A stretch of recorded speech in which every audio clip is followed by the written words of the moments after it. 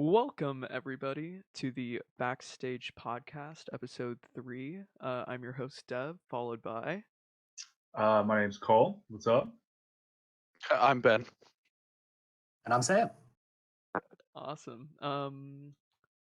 Anything new in the past week that you guys want to share to start us off?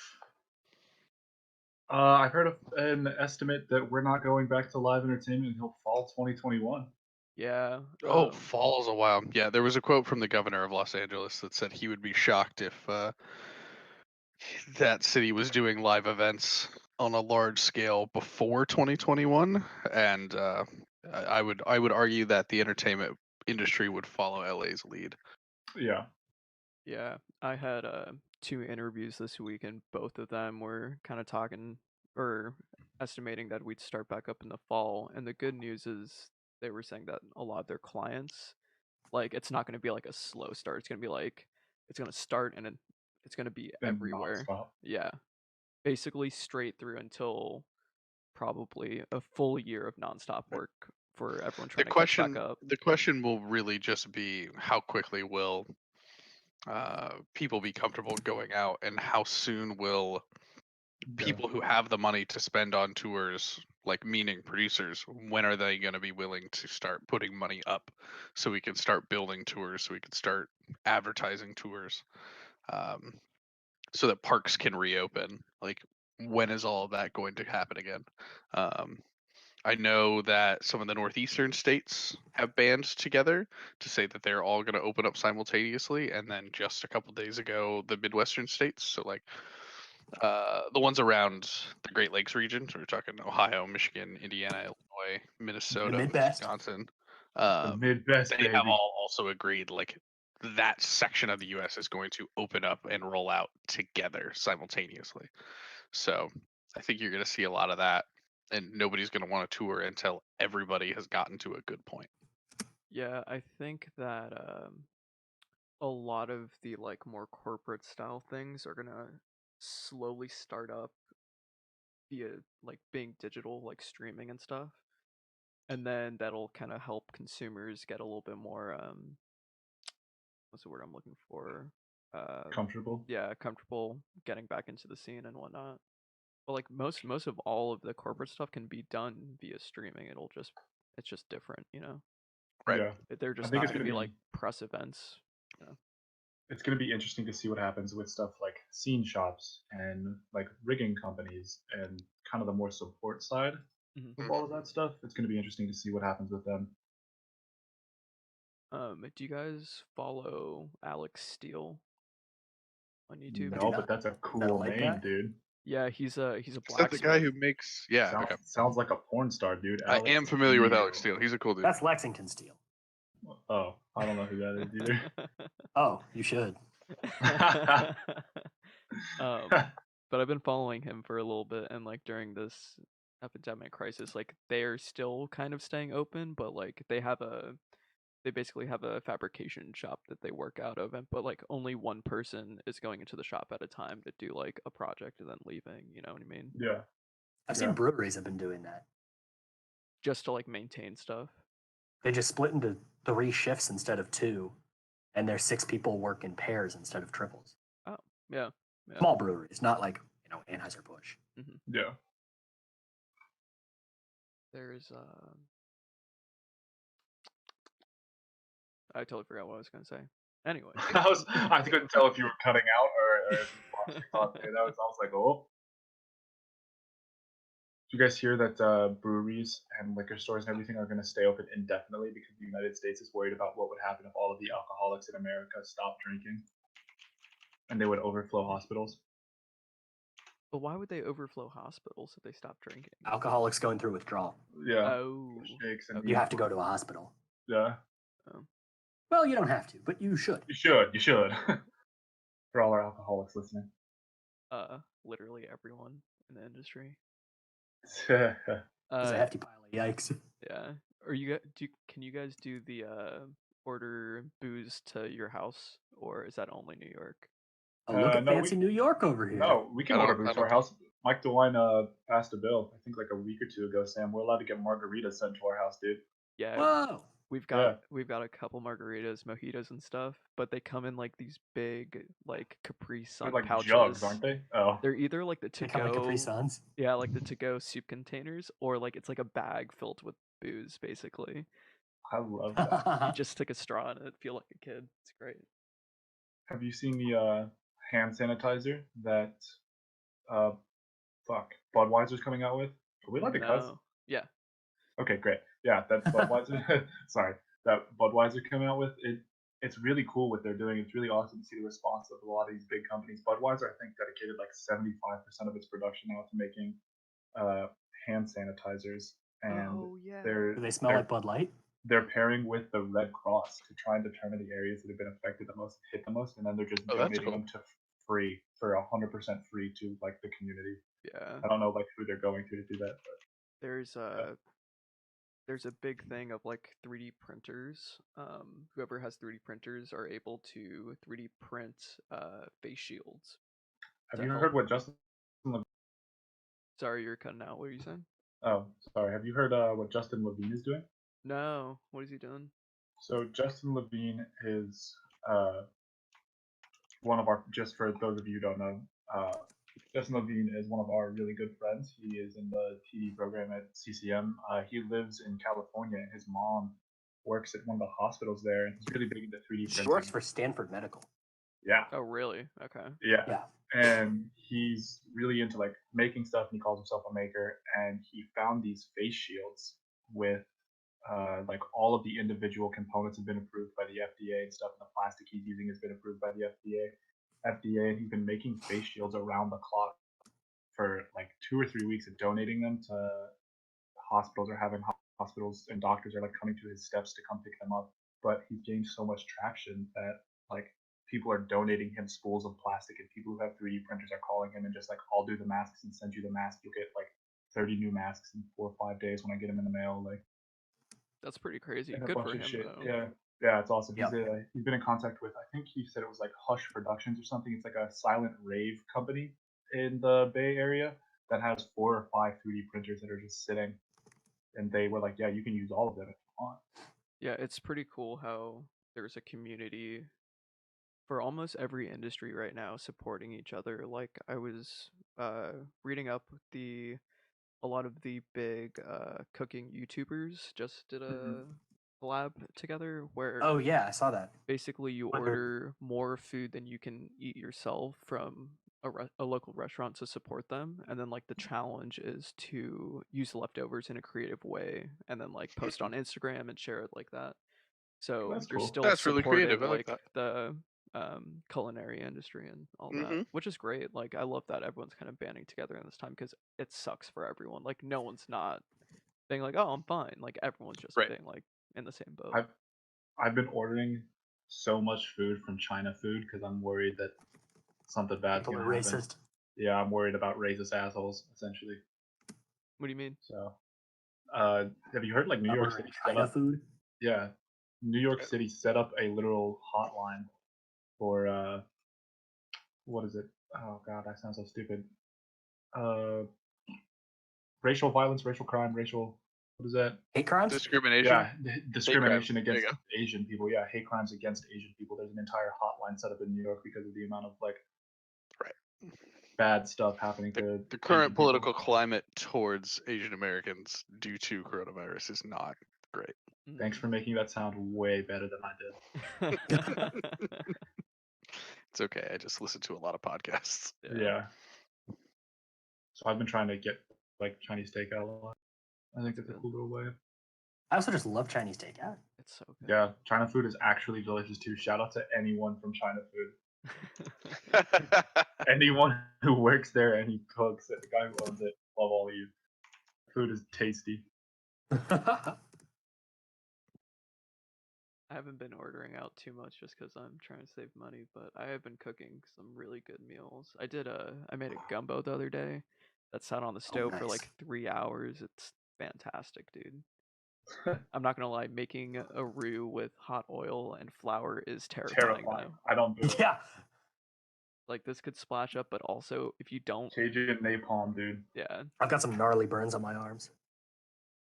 And the hard part too is it's like if you don't stir it constantly, it'll fucking burn, and you just gotta start Yep. over. And if the roux's not good, the gumbo's not good. Mm-hmm. It tastes like burnt food. Mm-hmm. I love cooking. Can we make this a cooking podcast? I would love to. We should do an online cooking stream, the four of us. That'd be We each prepare fantastic. one part of a meal and then don't know what to do with it. I will say our house just made some really baller cinnamon toast, French toast, and like Ooh. homemade What hash crunch? browns and bacon. It was fantastic. Dang. Homemade bacon. I found this awesome show on Netflix called Cooked, and it's about this dude who's really passionate about food, and the first episode was about like fire and how fire is very primal, and he thinks people love fire because that meant you're getting food. And uh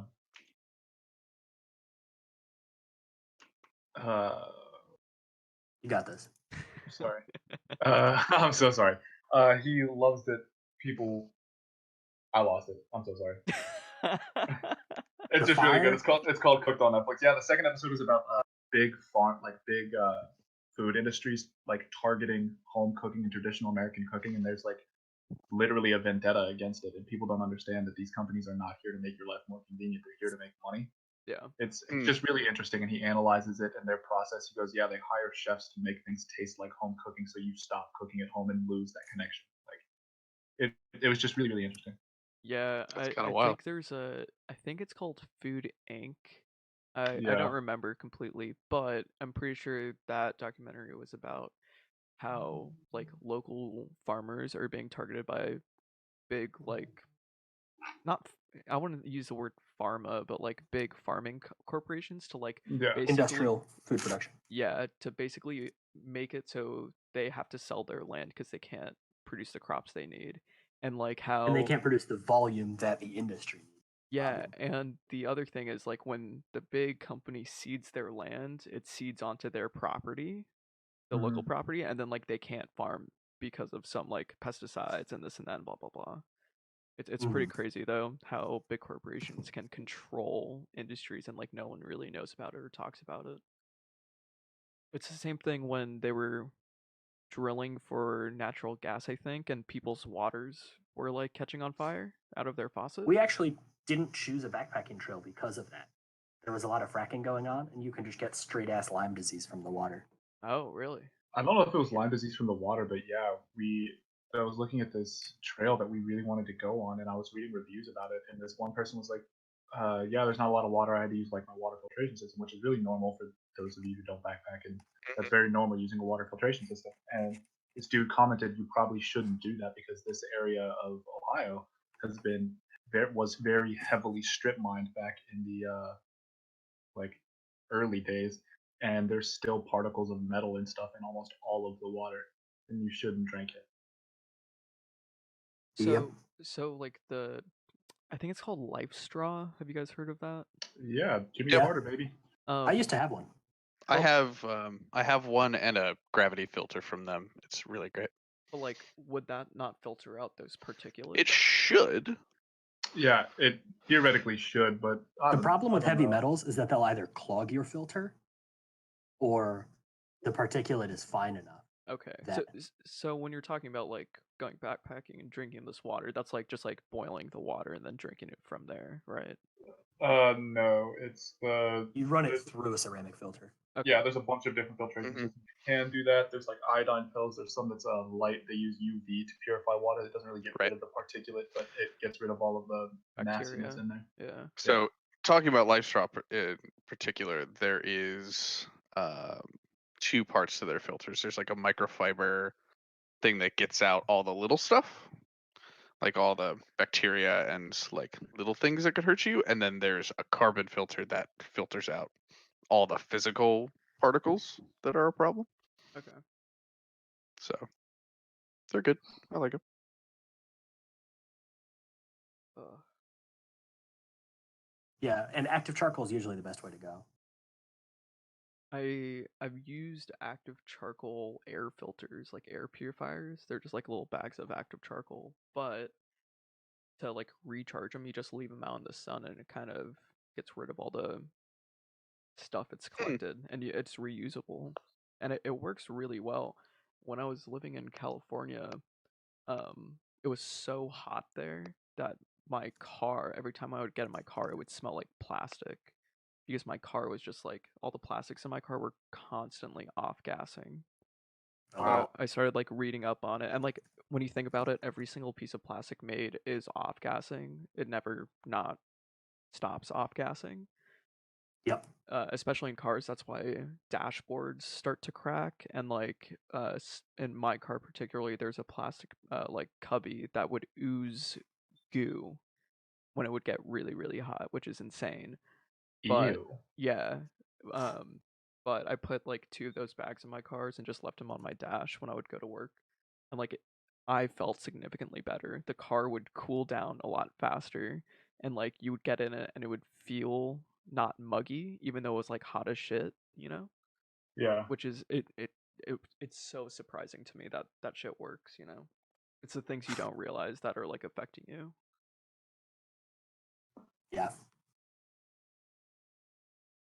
So I kind of wanted to poll you guys on a topic that I've had a lot of back and forth with. Mm-hmm. So, truss bolts. Trust bolts. Trust What As about opposed 'em? to Trust like footballs. no. Just what is your opinion on using an impact driver on truss bolts? Not like the skimpy ass like bullshit $100 Home Depot, but like a half-inch direct drive impact gun like the Milwaukee Flex Fuel series on truss I've bolts. always been told to never do it, but I actually don't really know why. I I I have think it's something about shearing the bolts, right? no. That's something. Is it not about Trust compressing? bolts are Truss bolts are supposed to be used over and over. Is it something about not compressing the threads and crushing the threads? I think With it an also impact has to do with the fact that grade 8 bolts are so much harder than aluminum that Mhm. you can actually damage the truss if you over tighten them. Yeah, Hmm. so from my understanding and from what I've been told, the like research behind it is torque, right? A lot of Mm-hmm. people say you can put way more torque on a bolt a uh, with a ratchet than like an impact driver. That's why every time I've used an impact driver on it, it's like a really good high quality one that can put way more torque than like an 8-inch socket. You know what I mean? And when I was building mobile roof stages, sometimes like since you're building on the floor and then you have to raise it up a little bit, everything moves. And like you're never going to be able, you know, sometimes we'd have like a 1/4 inch gap on it that you just physically could not close with a socket. You had to use an impact gun, you know? Yeah. So it's like I think there's scenarios that there are, but like I think it's kind of a rigging misconception because it's like everyone has just always been told not to do it for ages and ages, but there's no like real research behind it, you know? Yeah. I I mean, Well, there's think who's rarely gonna any do real some? research, There are but I'm yeah, sure that somebody knows. yeah. there are so many myths in this industry, man. Like the burlap wall rigging still always gets me, and I found out recently that like shackles falling from the air, if they unless it's from like 1,000 feet in the air, 50 feet in the air doesn't typically derate them. Really? Yeah. That's so interesting. I didn't know that. Yeah, Their I own do. weight, even unless they get to terminal velocity, they rarely microfracture Yeah. because they're drop forged. Okay, yeah. If you have an unrated shackle that was probably injection forged, they or sorry, what's the word I'm looking for? Injected, molded, no? Yeah, Cast Cast, instead yeah, of cast. cast. Sorry, cast Yeah. instead of forged. If you have something that's cast, it can microfracture really easily. Mhm. But a lot of times, especially if you get the marine shackles with coating, Mhm. they will rarely damage themselves, even if you drop them from like 80-foot high steel. Interesting. Yeah, the burlap thing, I've always known it to just be a courtesy to the venue. You know, it's like, okay, like if we just put steel around this beam, it'll probably like scrape off the paint or whatever. So we'll put some burlap down. So, you know, whatever, everyone's happy. But It is But really just to save the paint. yeah, and like I haven't seen any research about it. I think someone was telling me that putting burlap down magically stops the steel from bending, like the stinger No. from bending. I'm like, no, Wow, I dude. don't think that's Not how that works. It adds some strength to the beam, dude. Yeah, but yeah, that No, it too. Like doesn't. It's burlap. I know. It like distributes the weight or some shit like Mhm, that. I'm like, dude, we're mhm. talking about like That's not how that works. 4-inch thick I Burlap. beams. Like it's fine. But yeah, it's just like there's so many. I wish someone would sit down and just do studies of like these crazy rigging misconceptions. You know what I mean? There probably are. I I just w- haven't looked them up. Yeah, I would love to find it. But also, like, sorry, pulling back to this bolt thing because it kind of Who makes me mad definitely needs to sometimes. know about this whole thing. Well, it's like some people are like, oh, it's gonna damage the threads, right? But it's also like people don't inventory their bolts and don't check them like once a year, and Mm-hmm. it's not the torque that's fucking up the threads. It's either it's sitting in this fucking ammo can rattling around with other bolts, or people are just like throwing them. You know what I mean? Or they're Like, getting rained on. yeah, or you run and a put fucking it in the caster can. over it. You know what I mean? But like, everyone's like, "Oh no, dude! If you do that, you're gonna cross thread the bolt." And you're like, "No, just don't be an idiot. Yeah, don't Like be dumb. do it. Start it with your hands and then whack it with the gun. You're fine." Yeah. Or you could set an impact driver down low. The DeWalt, what is it? 20-volt X something series. They're talking about it's like the super nice ones. Yeah, Have a switch where you can change them to 1, 2, 3, and that's just torque. yeah. Now, obviously, I always keep mine on 3 because I'm powering through things. No pussy shit. But if you set it down to 1, probably 2, 1 can't really drive a screw,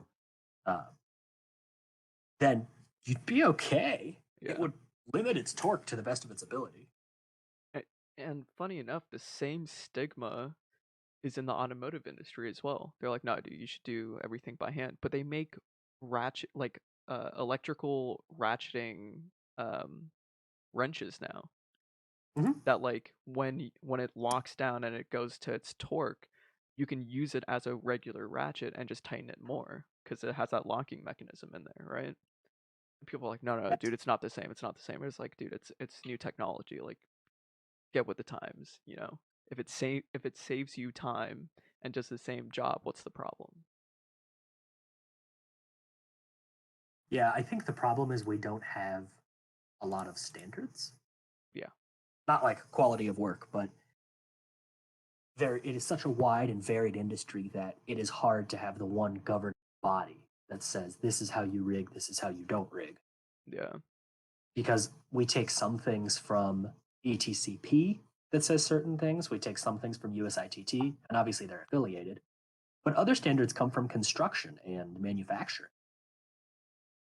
Very true. Yeah, like I think when we were learning in structures, like we would kind of learn about like actual uh industrial rigging like for cranes and shit, and like when we looked at it in our use case scenario, like we are not loading this shit anywhere near capacity. Like half of Yeah. the stuff that you would learn in like a rigging book is like we would never use in the industry, you know what I mean?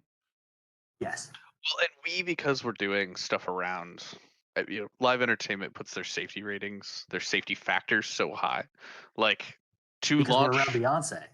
right? Because we're near Beyonce. But like, literally when NASA's launching, things into space, their safety factor is like 1.1.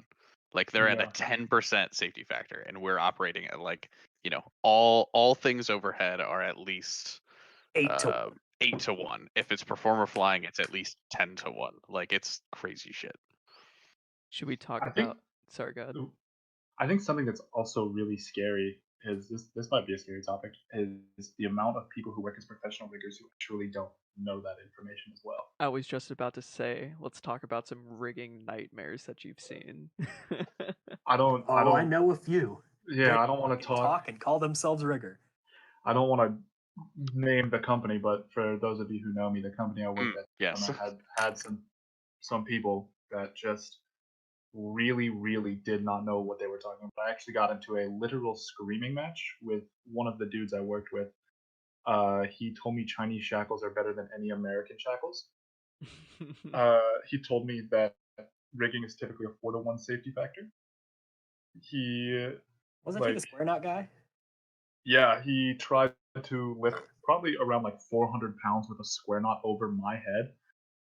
And someone tried to stop him, and he yelled at this person and tried to kick them off the job site, which is just not even part of his authority. Like, he can't do that.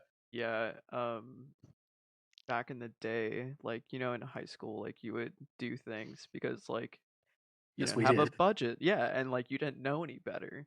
And then I went to my first semester of college. I'm like, I will never do that again. Holy shit, that was so fucking dangerous. You know what I mean? Yeah. But it's like quick links, right? Mm-hmm. Quick links are Love always those supposed things. to thread down towards the earth, right, for gravity. Yeah. Otherwise, Yeah. they can become Oh, rattle we got that. themselves loose. And I Yeah. used to rig with quick links all the time and never knew that. And we're suspending like trusses over audience and shit like that. And I was like, holy shit, where are my fucking span sets? Someone get me some fucking span sets. Yeah, the shit we got Even away with in high polyester school. span sets are falling out of favor. In high school, I rigged a flat that was probably 15 feet up on top of a platform. But to lift it up there, we used fucking electrical, like 12 gauge electrical wire across 3 different battens. That's kind of like wire rope. Kind of, but it was just like we didn't know any better, and we were handed this, be like, oh, here, use this, and we're like, okay, we need to find a creative solution to get this up there, and you just do it, right? Well, during strike, it was on a diag, maybe like 45 degrees across 3 different battens, and during strike, the instructions were, we're gonna lift this up. All you gotta do is push it over the edge of the platform, and we'll lower it in, and we're maybe 3 line sets apart. So we do that. One person keeps their stage left side on the platform. The other person pulls the stage right side off. So now we're on an unbalanced load on fucking electrical cable, and the center line snaps. I go 20 feet in the air. Someone grabs my feet as I'm going up. They come up with me, and we're just standing there, and then we just see a guy dart onto the stage and like Superman kick, Falcon kick this fucking flat off the platform, and then lower it in, and it just crashes to the ground. We're like, what the fuck happened? You know what I mean? Yeah. And looking back at that, it's like there are things I will never, ever, ever do again. And if I see it, like I will start yelling. Well, I can't defend your high school in any way, but I also had a runaway story similar to that, where this girl got taken up on a line set. And the problem is, usually bad things don't happen. Mistakes happen in the workplace so often. Mhm. But when they do Unfortunately. happen, it is catastrophic. And then you have to go back and go, what were you thinking? And you Yeah. go, I was thinking the scenery had to fly. I had to make this go up and down, and these are the tools I was given. Yeah. But yeah, and the other thing too, it's like as you were saying about the Chinese shackles and stuff, it's like the shit's expensive for a reason because of the Yeah. safety factor, and that's why you use it, Right. Like you Yep. shouldn't be buying Chinese truss to do a fucking festival with, like Yeah. where's the rating, where's the quality control, this and that, and Yeah. especially when it comes to truss, like people don't realize it, but if your truss is dinged up, you should pull it out of service. Yeah. I mean, Like, that's real. I mean, that's manufacturer spec. Yeah. But talking about like quality of products, I was working on a show recently, and I knew we needed a certain load rating, and we were out in the field, and I could only get a certain size shackle in the hole that I was going for, because of we were working with some really thick steel plates, and I didn't want to drill out steel plates on site. So I knew that the shackles that we had of just like generic USA brand were not strong enough, but I knew we were in Las Vegas and CM like or sorry, who was it? Oh, we were near Silver State Wire Rope and Rigging, and I knew that they carried CM shackles. I was like, I know that CM shackles are rated at this size for more than a typical shackle at this size. So I went out of my way to go get the good one Yeah. Heck I think yeah. because I knew it could handle it. one of the coolest things when I first learned this, when I was first starting to do all this, like my freshman or sophomore year, one of our professors looked at me and was like, "Look, this is the difference between American-made shackles and Chinese shackles." And he gave me a quarter-inch Chicago shackle, and then a quarter-inch China shackle. They literally just say China on them. For those of you who don't know, there's no manufacturer, there's no brand, there's no guarantee or anything. It just says China on it, and it's bigger. You can see that they have to use more filler metals. You can see that they have to use like cheaper materials to try and get to that same strength that the smaller quarter-inch shackle is at. And I just thought that was very interesting. Yeah. I think it's the same with Unistrut hardware, right? Unistrut hardware has a catalog, and they say if you use our hardware, all of our components in these lifting applications or whatever, blah blah blah blah blah, we will back you in court, right? Yeah, So then when something happens and you didn't use, the Unistrut washer or the Unistrut spring or whatever, then Mhm. they're like, dude, well, this was our guidelines. We would back you, but you didn't use it, so we're out of this case now. And it ultimately, all these problems all come down to liability and insurance, right? yeah, As a which is such a big thing in this industry. Oh yeah, as a freelancer, I do not have liability insurance. You know, Yeah, But when I get hired with companies and they take me on for a project or two, I make sure that it's a point that I get put onto their liability. Like they are hiring me, and from them hiring me, I am under their liability insurance. So if something were to happen, I would be covered and I wouldn't just get like screwed basically and sued for everything I own. yeah. That's probably pretty scary as a freelancer. I feel like I would think about that It's a lot. Well, I used to do a lot of load calculations and rigging math for companies, multiple different companies, and I kind of pulled myself away from that pretty fast after college. After talking with Steve, he was like, I didn't know you were doing that. I was like, yeah, like, I most everything I do gets engineering stamps, but like some of them are like, oh, like can you look at this tent and see how much truss we can hang on it with this lighting rig? And there have been Yeah, multiple times where someone's trying to hang, you know, 16 Lecos on a 20-foot counter lever of truss because they can only put it on 2 points on this tent. And they're like, well, this is the rig. I'm like, well, if you do this, if you put one Leco on the end of this truss, you're already overweight to like change your fucking tent. And it's hmm, kind of crazy to have the power to do that of like if you think it's sketchy, you say something and then they will change it because no one wants to do it so cheap that someone's going to get hurt, right? And yeah, ultimately like the job also has to get done because they're not going to cancel a festival because you can't hang your lights. yeah. But it's just I like, But will say, funnily enough, this is something I wanted to bring up earlier. You basically only get to play that safety card once or twice. what you mean? If you don't want to do something, you got to be able to back the fact of why it's bad. Yeah. Because people stop believing you if they find out you were trying to save a buck or save yourself time and pulled safety. To get the job done. Yeah. Yeah, 100%. And a lot of the bigger companies like understand that, and like if it's gonna delay the project, they'll be like, we will get the gear to you as soon as possible. But like, good call. Yeah. I was doing a renovation in a high school in Texas where the dads of this like theater program quote quote renovated the space. yeah, They were hanging all thread with C clamps to C channel, which is the subgrid to the roof structure, right?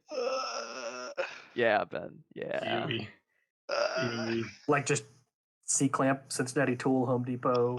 Oh yeah. No. Oh yeah. Love that. With like 20-foot all thread down, right? To another C clamp that held like sketch 40 pipe. So as we were taking down this like really sketchy pipe and grid system, we would pull the pipe off and then all the all thread would spring out of tension and like almost whack us in the face in 40 feet in the air. And we're like, Love them dads. Yeah, we're like, dude, Mm, this could mhm. have like actually brought the roof down. Like this is what you see in the news when roofs collapse because someone was hanging shit like this.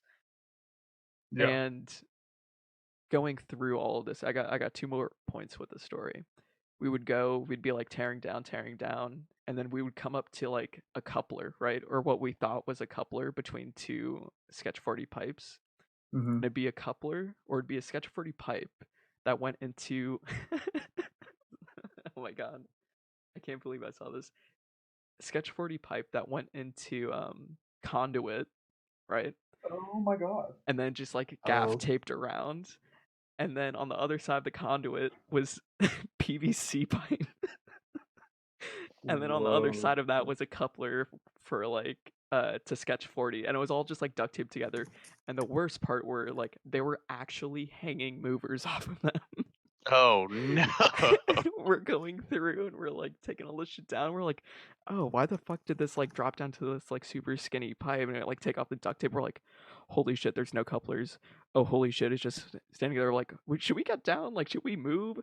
And like during this entire process, like anytime we saw something super sketchy, we'd like take a picture and like we created like a back catalog of like rigging nightmares basically that were like, I'm gonna show this around. Like, be like, this is what you should not do ever. Yeah. I worked on a tension grid that occasionally the lines would snap. Just No, occasionally. just don't put your foot there. And it's not like there were a bunch, but you noticed. Sam, I totally forgot to tell you this, but I think it was last week I had a dream about you. Oh, hell. And in this dream, we were working on a grid,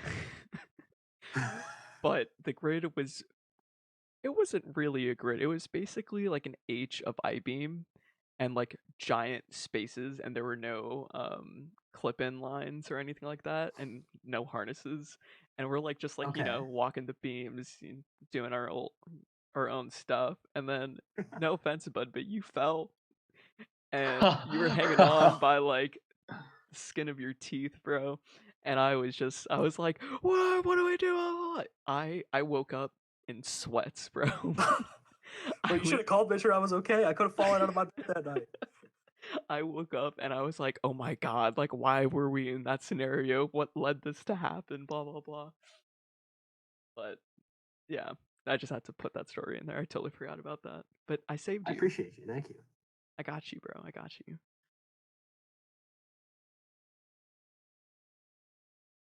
Rigging nightmares, dude. It's kind of crazy what you Rigging see. effing nightmares are real. And the problem too is like most of the time it's the venue that's doing it and coming in as like not part of the venue, you know what I mean? Like coming in as like a tour or something, you can't really like you can bring it up, but you can't really say much. It's not your decision to make, you know. Um I was working uh a state fair with this super sketchy mobile roof, like self-climbing roof structure that like was probably 10 years out of date. Nowadays they use box truss for self-climbing roof structures. Yeah. But this was like it was like flat truss. It was pretty hefty, like C channel. Is it C channel? Hmm. Uh, the one that looks like a horseshoe. That's like I beam. It's like one side of an I That's, beam. that's channel. Channel. Yeah. Okay. It Yeah. was pretty like hefty and whatnot, but like at the top of the towers, they have taglines of steel that are supposed to be in tension, so then the towers don't move. And if there's wind, the tension of the ropes are actually holding the structure to the ground, right? Because once you Hmm. raise the roof, it turns into a wind sail. And I had so many concerns with this stage, dude. Like, it's wasn't done properly. It was super sketchy. Like, it wasn't grounded properly. And like, this is an outdoor venue on a racetrack. And this whole week we had storm after storm after storm. And they're basically any outdoor venue. Um, they they're supposed to get an engineering stamp on it, and get something called a high wind action plan, or there should be a high wind action plan, and that usually falls under the staging company. But basically their high wind action plan was to just like lower the roof as much as possible. But when you have tours coming in with their ground package that, sometimes spans 15 feet in the air with like video wall and all that stuff, how are you supposed to get that out of the way to bring in the roof within 5 to 10 minutes, Yeah. Yep. So for our crew, like the people who were insured under the company, since we were the house provider of gear, and when the tours were there and this show was going on, we were just making sure the gear was fine, and like we didn't load in or anything until the end of the festival, basically. So our high wind action plan was, if shit gets over 25-mile-an-hour winds, we can leave the area. We can just like drop anything we're doing and leave and get into a safe space. But for the local crew and the tours, that was not that was not like an option. Like it had to come down. And there was one crew that came through, and the crew kind of looked at the roof structure and said, "This is kind of sketchy." And they went and talked to their PM, and the PM would not let them load in the show until their safety concerns were fixed, basically. Which is like, when you have a production manager that actually backs you up and like cares about your safety, it's incredible. Because then they finally put tension on the taglines and all of that, and like actually kind of got it into spec.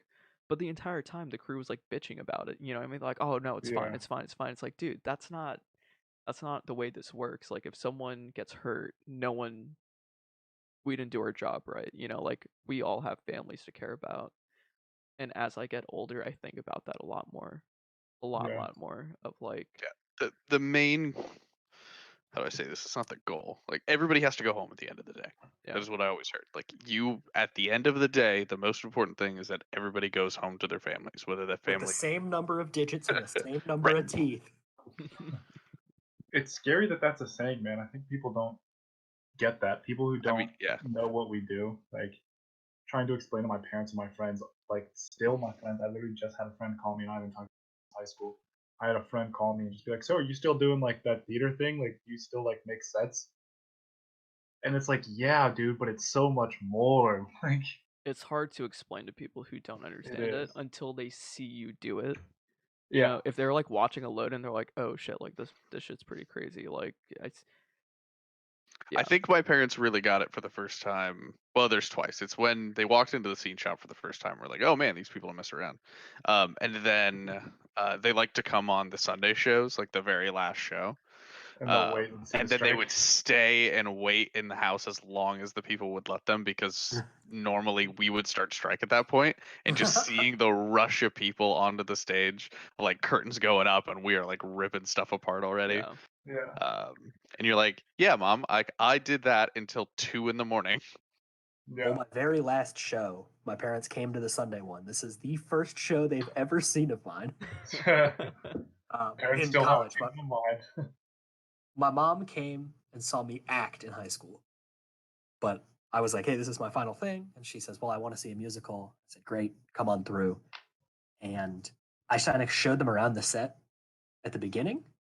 And they're looking around like, wow, and you did this and that? And I was like, yeah, I'm responsible for that, and explained it. And she goes, I don't think I really understood the scope of what you did. And they watch the show, and shit's magical, and crazy stuff happens, and it's the power of theater. But then afterwards, they stayed in the house because they thought I was going to be back, and they watched me walk in it with a hard hat, and they're like waving from kind of the back of the house, and I wave, and then they see this army of people coming behind me, and I'm like, you go over there, you get that, take that down. Yeah. It was really the first time that I could like prove what I did was worthwhile. Yeah. It's also hard to explain when, at least when I was in high school and in college, like I would get home after a load in or a strike, and like my parents would call me, and I'd be like, "Oh, I'm tired." And they're like, "What do you do?" I'm like, "I loaded in a show." They're like, "Yeah, and?" And I'm like, "You have no idea what the fuck we were doing. Like, Yeah. we're lifting, like team lifting, 500, 1,000 pounds of crap, all day, deadlifting 100-pound movers into the air to get it onto a pipe by yourself in a genie. Like, Yeah. It's shit's not crazy easy. shit, dude. It's crazy, crazy shit. I think one of my favorite moments, I think, of my senior year, Cole, was I was in a genie with a mover, and I was not having a good day, and it Oh, was it yeah. was fucking with me. I forgot what you said. I think you're like, "Ah, Dev, we're all waiting on you, motherfucker. Like, hurry the Yeah. fuck up. You're so slow." Yeah. And I looked down at you, and I think I instilled a little bit of fear and a little bit of pee in your pants. And I was like, "Don't fuck with me right now." I was just amazed that you got Cole to shut the fuck up. Yeah, man, I'll talk shit till the day I die.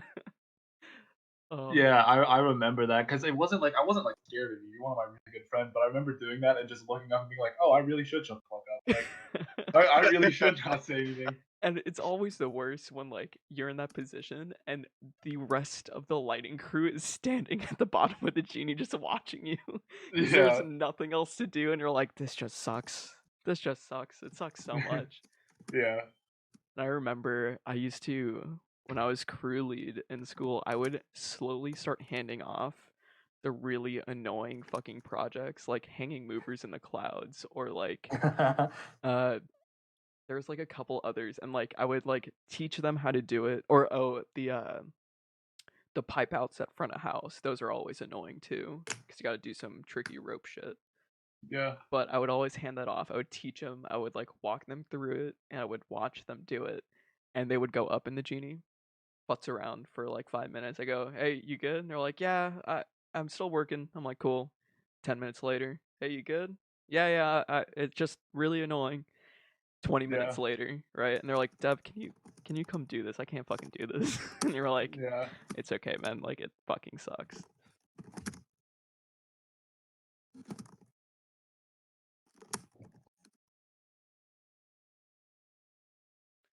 Ben, I love stories, man. dude, Sorry. I have so many roadie stories. They're not even like roadie stories, but I love telling stories, Yeah,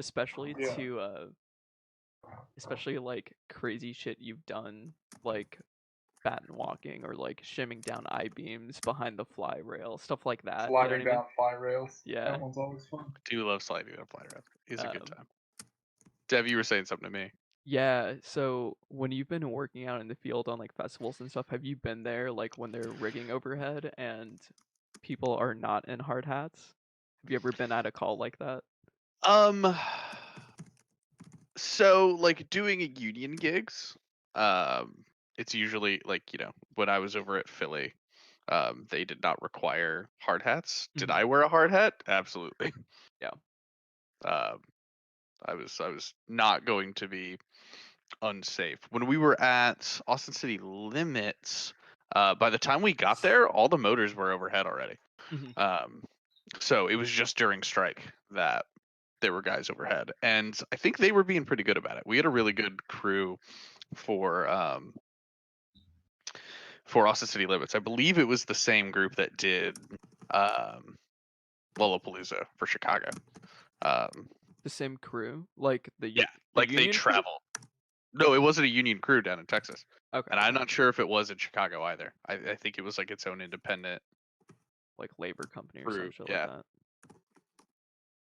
they were good. They were really good. I was really Yeah, happy. I've like asked like my higher ups sometimes, not like directly higher, but like the L1 or the L2, and I'd be like, "Oh, hey, like, do we need hard hats? Because I've never worked in this venue before." And they're like, "What?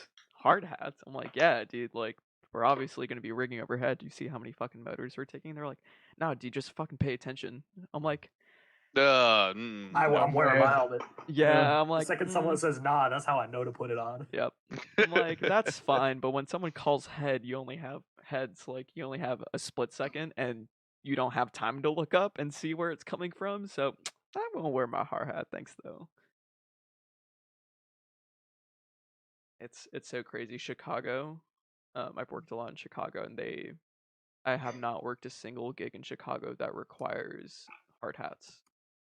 And Really? it's based off of the union, you know? Because the union sets the safety standards. When I was working, yeah, most of the gigs I've worked in Chicago did not require hard hats, and I don't know if it's like a written thing or they kind of just like look over that, because like the entire union crew is all on the same page, like union Yeah. strong. But then in when I was working Electric Zoo in New York, they were like, "Hey, you have to be in a high vis vest the entire time and hard hat the entire time. As soon as you walk out of catering, that shit needs to be on, basically." Yeah. And it's That's it's it's crazy the different experience, yeah. It's for the company I worked for again this summer. A lot of it was on construction sites, like actual construction sites, not like you know, Mhm. not like theater load-ins or anything. It was like literal construction stuff. And the GC, the general contractors, would walk around, and some job sites would make you wear like cut-proof gloves all the time. Yeah, And rigging in gloves, man, dude, can't do it. it's not fun. Yeah, and it's interesting seeing the safety standards between like actual genuine construction and the stuff we do. Yeah. Once again, it's because we don't have standards. We don't have.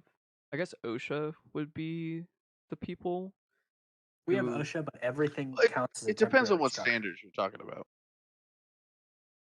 What do you mean? Like, there are rigging standards. There are, um, like, um, climbing standards. There are, standards for Rope like the access. gear that you're using. Right. You can get safety training and all of that stuff. But as for, nobody directly oversees how a load-in should go. It's not Yeah. like, the construction standards for OSHA do not coordinate well with, an arena load-in or a Gotcha. festival Gotcha. load-in. So there's weird overlap, and unfortunately, it forces us to kind of self-police. Yeah. One of the rental shops I was working at, the shop manager turned into the safety manager, and basically would like pop into load-ins and every now and again and like make sure we weren't doing like some crazy stupid shit. You know what I mean? And it's Yeah, it's good to have at least one person that is that's their job. You know, they have the yeah, know-how to like look at something and be like, that's not safe. We shouldn't do that. We should find a better way. Even at school, man, like when it wasn't my position, like I would be the programmer for a show or some shit like that, and I would look across the stage and someone was like didn't tie a proper bowline or is setting up uh lighting fixtures like uh with rope like the wrong way where it could just like fall out and fall on someone and shit like that. It's like someone needs to be watching this shit because they don't know. You know what I mean? Like, yeah, and You got to look out for yourself, and you got to look out for others so yeah, that they know. exactly. And that's when I would like start yelling from across the stage, and or like you're supposed to go like I remember when I was school, I would usually get mad about it where like you would go tell someone like your superior and they'd be like, okay, I'll go talk to them, and we're like, no, like you need to do something now because that fixture is yeah. still going up. Like you have to do In something the air, now. yeah, Yep. And most of the time it was just I would do it because there's no time in wasting to like go talk to someone about it than fixing the problem then and there, especially when it's like this Lico could fall out and crack someone's skull open. um Weirdly enough, my friend from high school started working on windmills. He got trained and everything, and I think it was like his second week on the job. He had a bolt land on his head uh, from height of they are windmills, right? That's what they're called. The generators, like Wind turbines. Yep. yeah, wind yeah. turbines, which are like how tall are they? Like 150 feet, 200 feet tall, maybe. But That sounds about right. yeah, and like this isn't just like a fucking quarter-inch bolt, dude. Like this bolt is the size of your arm, and it fell from height onto his head with luckily thank God he was wearing a fucking hard hat, but the hard hat took most of it, and but he still split his skull open. Yeah. Yeah, And it's crazy, dude. I think um especially at school, like dropping shit from the grid, we all kind of like take it lightly because it's never really hurt anyone. But like, Yet. yeah, but like once you see it once, you're like, I'm never taking any of my shit up there ever. Yeah, we had a kid drop a knife this year, and I see it sticking in the ground because they always open and they always stick into the. Ugh. Yeah, dude, that was when I pointed at you. That fell, and everyone turned around and looked at it, and I literally out loud, anyone gonna say anything? Yeah. And then Yep. Sam went over. But he had handed me that knife earlier because I was like, hey, I got a loose thread or open a box or something like that. I was like, oh, this is a cute little knife. And maybe an hour and a half goes by, and I see that same knife sticking out of the ground. And I just yell his name up to the grid. I said, you missing something, buddy? Yeah. What was it? It was an accident. He wasn't even using it. No, 100%. It always is an accident, you know. But it's still of like, I think it was, and I didn't really get that either, because you know, as a freshman, as a younger Yeah, dude, you just like, you think someone's a dumbass. you're like, nah, Yeah. dude, like I got this. Like I'm not gonna lose It's my not gonna knife. happen to Yeah, me. yeah, Yeah. blah blah blah. You know, like I can use it. Which like I've never used any piece of equipment on the And neither grid knife other on the than my grid. fucking hands. Like, but I remember there's one day I was working up on the grid and like, you know, like not laying across this the aircraft cable, but you know, you hang on, you jump over all that shit. And like I turn around, I see a line set moving and I turn around and I think it's like my glove or like my flashlight or something is clipped onto the steel line. It somehow Yeah. came out of my Whoa. pocket, clipped onto the steel line, and was traveling. And That's Go away! I just slow motion watched this happen. I was like, "Holy shit!" And I just like jumped over, unclipped it before it went into the fucking the tourney thing with the pulley or whatever. And I was just like, "All right, this is the day I learned my lesson. I'm not gonna take any of my shit up here anymore. Like I'm done." Well, I had a radio on once, and it had like the biscuit. Yeah. And I got so fucking tired of this thing getting caught and shit. So I'd get to my point and I'd just clip it onto something overhead. Mhm. Usually, like the clip was big enough I could do it on a piece of conduit or I-beam or something like that. But I got to this one point, I'm sweaty and mad, clip my fucking thing on, and the biscuit just hangs right in front of my face, like Vince McMahon. Yeah. And it's perfect. You know, you grab it with one hand, talk on the radio, let it go.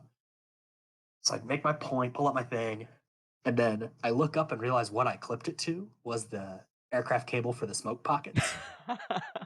So, I was like, you know, Whoops. this isn't a problem, but I should not make a habit of it. Yeah. Dude, every time I would go up to the grid, I would hand my radio off to someone. I'm like, I don't want this. Because Yeah. countless times it'd be like clipped into my belt or like my back pocket or whatever. And like you're bending over and like crouching and walking and doing all that shit so much that I'm like, it's just getting caught and snagged on everything I'm doing. So what And to be completely honest, we should have talked before I went up. You should have explained the job to me. Yeah. Very thoroughly. Or like chalk out where I need to be dropping. Because if we have to communicate that much, other than is this good? Yeah, 100%. You know, and obviously on larger scale operations, that's a different story. You should just have your radio tethered. Right, yeah. And then you'll be fucking fine. And like, how many of your radios have you used that like the clips are just fucked? You know what I mean? Or do Or you I can't even or do you understand the person always because they steal don't know it? how to talk. Yeah, that too. Oh my god. that's the part that I hate. Or you hear, yeah, so are we good? And you're like, was there another part of that conversation? I think the biggest advice someone has ever told me is click the button, take a breath, and Yeah, then speak. And hold it away from you too, man. I see so many people trying to Fucking fucking eat the biscuits, dude. yeah. Oh my god. Yeah. I hate that.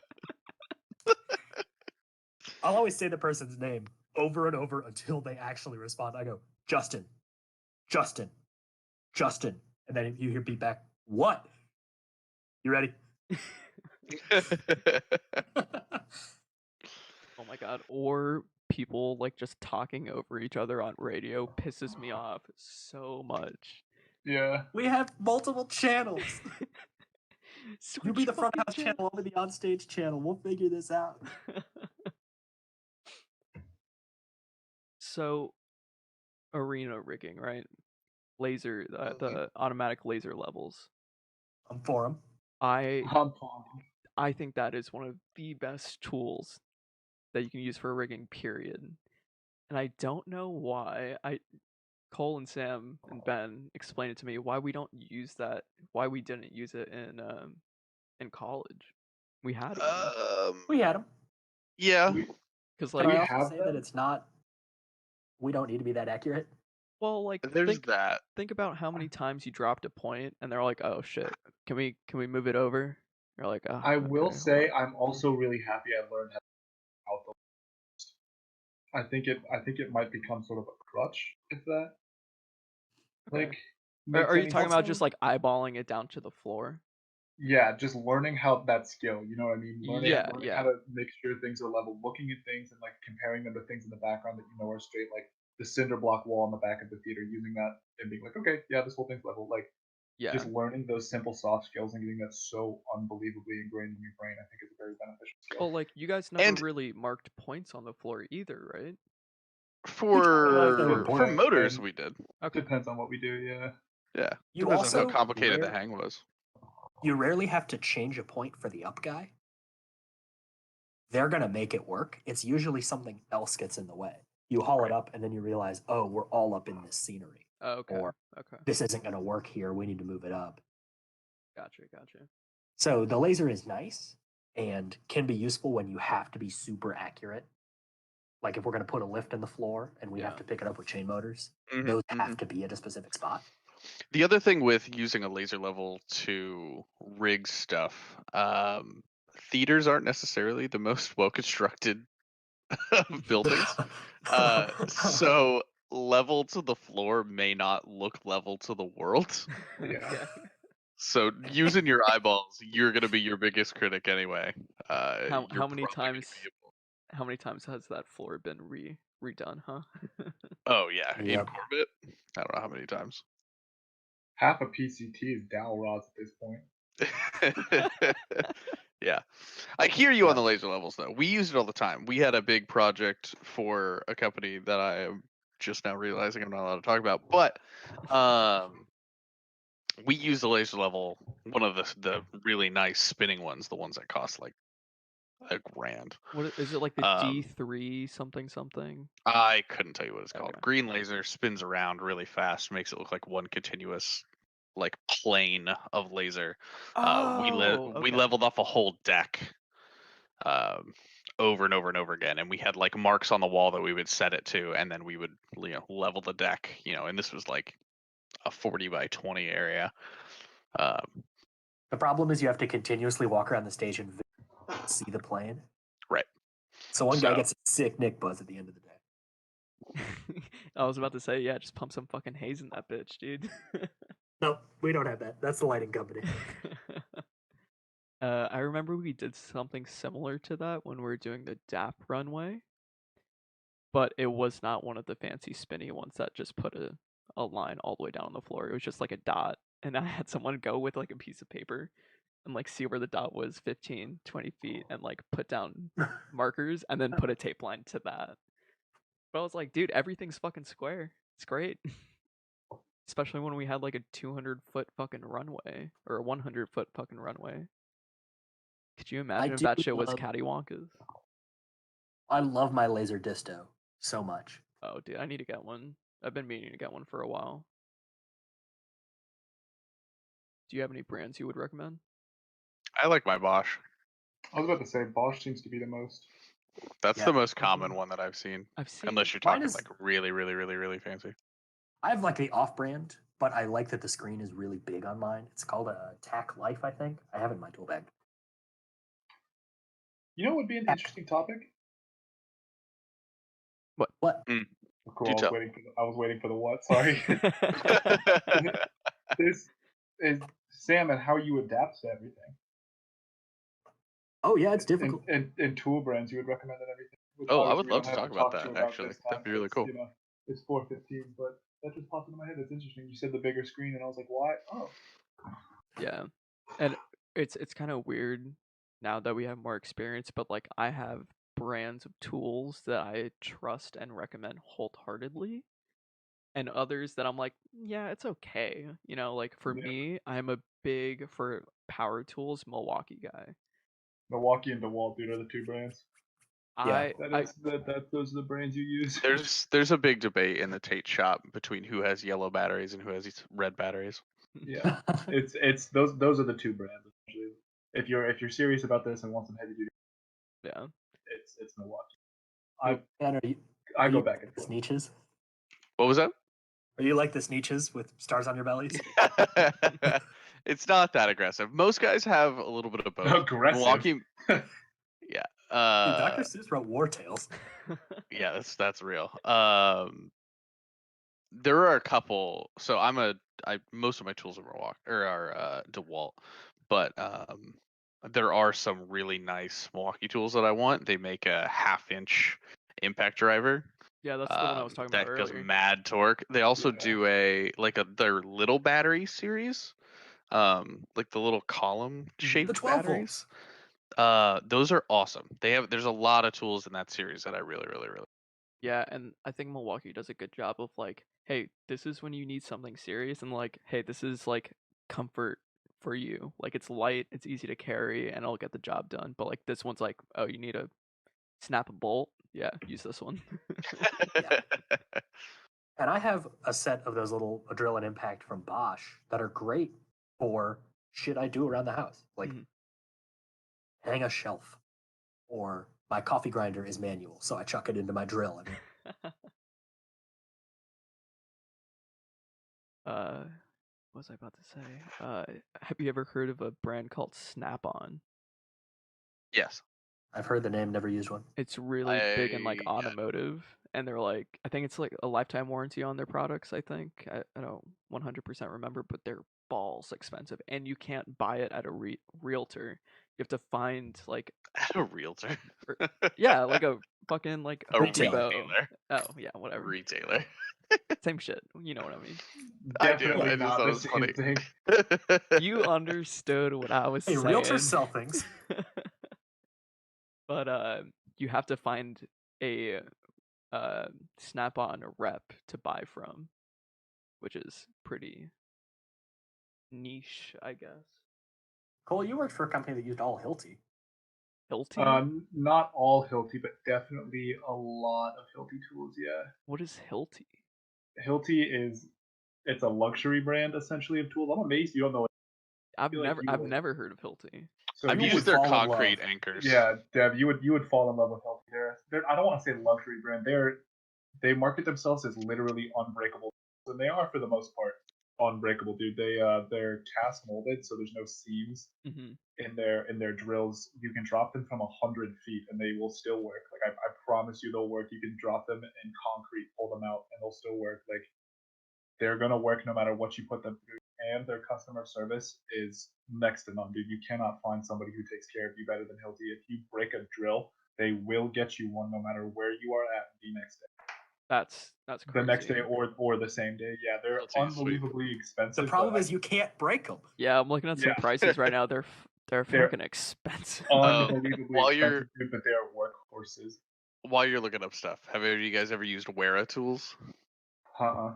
Wera is an unbelievable. Their tools look so sexy, and they are also the best wrenches, the best sockets, the best torque wrenches I have ever used. Yeah. Oh, you said you It's have a hand Wera tools tools. company. Okay. Hand tools company. They make they make adorable like tiny tool sets for both metric and standard that are amazing to have for doing small electronics work, as well as like really badass open-ended and I guess they're box end wrenches that have there's like a little insert on one side so it'll hold your nut for you. Aww. It's awesome. They're really, really great. Highly recommend. I think one thing I really like about Hilti is I think it's a for lifetime guarantee, Dev. Yeah. If you're looking on the thing, Yeah. that's the cool part. Like if I bought one now, if I am using it when I'm 70 and it finally breaks, I could call them and they'll replace it, which I think is really, really cool.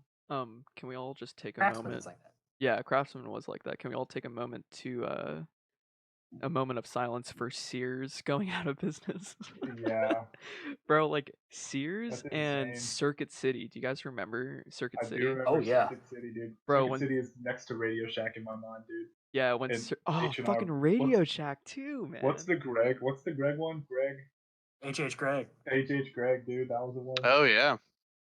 When the Circuit City went out of business in Plano, bro, me and my dad took a big hit. We used to go there like once a week and just Took like a big hit. we just used to go there, walk around, look at TVs and shit. Yep. I was an indoor kid, if you couldn't tell, and I went to Circuit City a lot. Also, like, I guess Radio Shack went out of business because of like the online online stores and stuff, because you can get anything shipped anywhere. But it was so nice to go to a place with like you had a project and you had to run and get like some electronics or some shit, and like just go to a place and get everything you needed from there.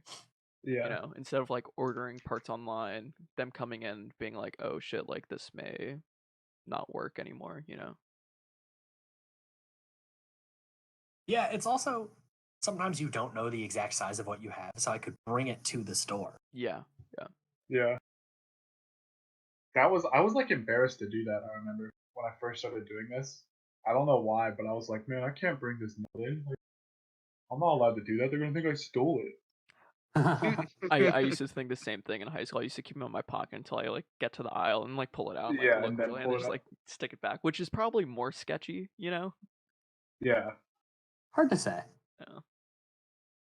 I do miss having like in Texas, I could just like drive to a Home Depot or a Lowe's and like pick up a bunch of shit and like just get a project done. Cannot Yeah. do that shit anymore. Got to use the train or like get in a fucking taxi or some shit. And the I problem just is it's hard to find a taxi big enough to put all my plywood in. Yeah, Sam, all the things I'm gonna make. are there a lot of little like maker shops you're allowed to use? Like, are there little shops on corners? Like, we have a maker space here in Cincinnati. Are you I talking to just me? know, yeah, in New Um, York. This is gonna sound so stupid, dude, but I was watching Adam Savage's show, and he has a shop, I think, in New York City that looks tight as fuck. yeah, there are like makers spaces that have like, from what I was looking at and like from what my cousin actually used one before, but like they're really basic like tools. Like there's like a table saw, chop saw, stuff like that. Um, the one problem is they're fucking expensive.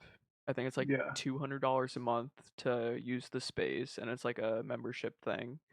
Jesus. And Huh. the other thing is, it's like, yes, for most people, that's what they need. But like for me, I'm looking for like a CNC machine or like a 3D printer and stuff like that. 'Cause Talk to Justin. very true. But then he's also on the like other side of the fucking states right now from me, and Move to like San Francisco. no. I made a promise to myself that I would not move to LA until I was like well off and had money. Because living there for a couple months, I was like, dude, this, I don't know how people do it. Like I feel like it's worse than New York. It's like you're broke, you have to pay for gas, fucking housing is stupid expensive, and yeah, dude, I was filling up my gas tank like every 3 or 4 days, which sucked. Yeah, I've heard LA is just like a harder to live in New York because everything's spread out. Yeah, and like if you don't have a car, like you can't get around. Like you can use the buses, but even Shocked there's no metro system really. there's an underground metro system. I don't know if you heard about that. Nope. They were planning to do a metro system back in like, I want to say like the 60s or 70s or something like that, and they started it, and then they abandoned the project because LA has way too many earthquakes to fucking do that. And I'm pretty sure they just went bankrupt on the project. So there's like abandoned subway tunnels down underneath LA that like no one really knows about. Cincinnati's like that too. I think Cincinnati has a bunch of underground tunnels as well because they were going to build a metro. Cincinnati was actually destined to be bigger than New York City, like back before. Yeah. Before World War One, they Yeah. were going to have a subway system that did the whole 275 loop. What stopped the growth? Was Ran it? out of money. They ran out of money because of the war. Oh, okay. Because it used to be like a giant industrial city, right? Yeah, and then all the industry had to put efforts towards World War One Yeah. and never recovered. Hmm. I mean, eventually, but they stopped being an industrial hub, and that's also when cars started taking off. Yeah. Right. So people were able to go west easier. You didn't really need a corridor city because a lot of times on a cross country trip, you had to take a train and you had to stop here. I kind of wish a little part of me. I wish I kind of grew up in Cincinnati to really understand it. I love Cincinnati, dude. I think I'm gonna stay here probably. No, come to New York. That was the plan, man, but it's expensive and now the capital pandemic, so We had a really serious conversation last night because of worried about if Tate the can't world. keep Tim and I on furlough forever, Mhm. and we would be some of the first people they wouldn't hire back. So like we could actually get laid off. Yeah. And we were just trying to figure out what we would do if we can't work in the entertainment field. And I may have drunkenly settled on moving to New York, Come and to just New was York. like, I like New Yeah, let's York. go to the I most would like it. expensive place on earth with no I money. would like it a lot better. I would Bro, like it come a back lot to better than Cincy. where I'm currently at. Come back to There's Cincinnati. plenty of It's little cheaper. theater to do. Yeah, but there's a lot of work in New York. All There's I'm a lot saying. of Look work. at me. I want to work at a theater. We have Kroger here. Honestly, though, Or maybe I'll just give up and go to film. before I went to college, I was gonna do film or I want to do culinary. film. But the thing about New York, right, is it is cheap if you want it to be cheap. You know, like you could go live in Astoria. $8 slices every day. Well, no, like you could go live in I'm just Astoria for the same price of rent you're paying in Cincinnati, like, $500. It's just the Yeah. commute is longer, it's like how much time of your day are you willing to put into that? Because most of the people who live in like Brooklyn or Astoria or like further away from the actual main island, they don't have the luxury of just like, oh, I'm gonna go home. It's gonna take me 20 minutes to go home. Like for them, it's like it's an hour commute to go home and then come back. Yeah. So it's like Mhm. they start their day at home, they come out to the city, and they spend their entire city or their day in the city, and then they go home when they're done with everything they need to do. But like it is cheap if you want it to be cheap. It's just more of a hassle.